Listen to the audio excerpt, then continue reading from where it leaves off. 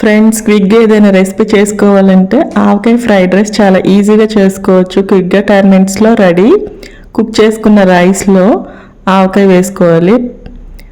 మామిడికాయ పచ్చడి, ఏ పచ్చడి అయినా పర్లేదు, మామిడికాయతో చేసుకున్న పచ్చడి అంతా కలిసేలాగా రైస్లో బాగా కలుపుకోవాలి.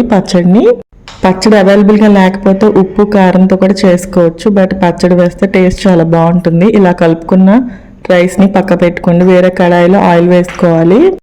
ఆయిల్లో 2 ఎగ్స్ బ్రేక్ చేసుకొని వేసుకోవాలి. ఒక 1 మినిట్ కదపొద్దు. టేస్ట్కి సరిపడా సాల్ట్, గరం మసాలా, జీలకర్ర ధనియాల పొడి, కారం కూడా వేసుకొని ఒక 1 మినిట్ తర్వాత ఎగ్ని ఇలా బ్రేక్ చేసుకోండి. ఎగ్ బాగా ఫ్రై చేసుకోవాలి. ఫ్రై చేసుకోవడం వల్ల నీచు వాసన రాకుండా ఉంటుంది.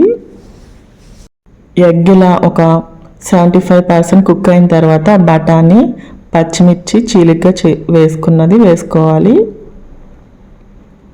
వీటితో పాటే కుక్ అయిపోతాయి.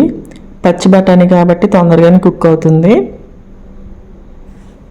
బఠానీ పచ్చిమిర్చి ఫ్రై అయిన తర్వాత ఆల్రెడీ మనం కలిపి పెట్టుకున్న రైస్ కూడా వేసేసుకోవాలి. క్విక్గా 10 మినిట్స్లో మీకు ఆవకాయ ఫ్రైడ్ రైస్ రెడీ. వీడియో నచ్చితే like, share, subscribe. Thank you.